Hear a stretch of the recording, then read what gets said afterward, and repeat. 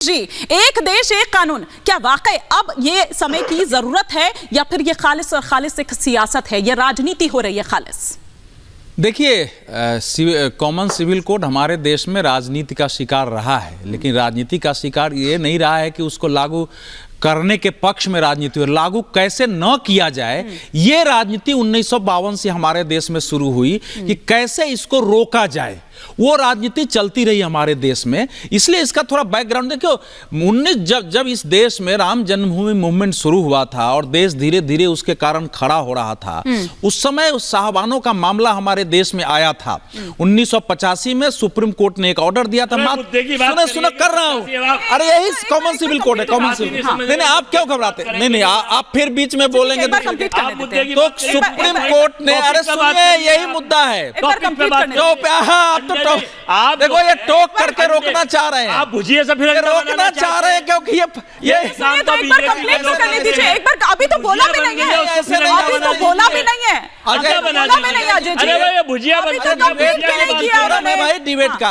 एक नहीं, कोई डेकोरम नहीं, एक अच्छा वो देश सुन रहा है कि कैसे आप मुझे बोलने से रोक रहे हैं। सब आमद की बात, आपसे लड़ने वाला नहीं, मुझे अपनी बात कहनी है। आज की बात करिए, सुप्रीम गुजरात चुनाव की बात करिए, 138 ने धमकाया उसकी बात करिए, एक मुद्दा पॉइंट बात करिए, देश की बात करिए, भारत के 140 करोड़ लोगों की बात करिए, सब आपको पहचान जाएंगे कि आप भी मुखौटा चेहरा है। गांधी की सरकार, आप भी मुखौटा चेहरा है, केवल और कुछ नहीं है। आप भी part of the BJP, you are the part of the propaganda. इस तरह से कमेंट नहीं, इस तरह से निजी टीका टिप्पणी नहीं, ऐसे नहीं। मेरा कहना यह है कि उस समय से देश में एक दबाव कायम हो गया कि अगर मुसलमानों के समाज सुधार की दृष्टि से या उनके मजहबी सुधार की दृष्टि से कोई कदम उठाया जाएगा तो ऐसे ही दबाव बढ़ेगा। इसलिए सरकारें उसको छूने से डरने लगी। उस समय से कोई बात ही नहीं करता था।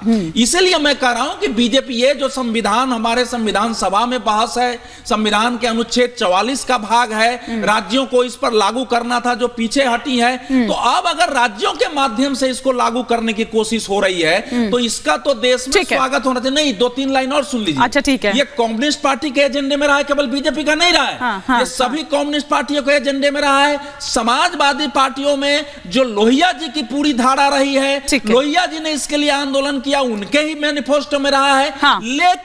लेकिन मुस्लिम तुष्टीकरण देश में शुरू हो जाने से आज समाजवादी, कम्युनिस्ट सब चुप बैठे हैं। कम्युनिस्ट तो मांग करते रहे हैं, संसद में 10 भाषण है कम्युनिस्ट नेताओं का कि कॉमन सिविल कोड लागू करो। और अंतिम बात जो मैं कह रहा हूं कि देखिए, कॉमन सिविल कोड तो अब लागू होगा, क्योंकि मई में गृह मंत्री ने कहा था कि हमारे पास 70,000 सुझाव आ गए हैं। उन्होंने हमारे editor in chief Arnab Goswami को भी कहा अभी 2 दिन पहले ये इंटरव्यू। जी बिल्कुल। झूठ के उन्होंने कहा कि प्रतिबद्ध है, कितने झूठ बोले। मित्रों, 2 करोड़ नौकरी दूंगा, मित्रों 15 लाख आएंगे। कोर एजेंडे 12वीं पास के बाद जो इंटर में पहुंचे हैं, इंटर के बाद जो 12वीं में पहुंचा है, उसे लैपटॉप देंगे। संशोधन कानून, आटे के बारे में भी सुन लीजिए। डाटा की बात करते हैं, आटे की बात नहीं करते।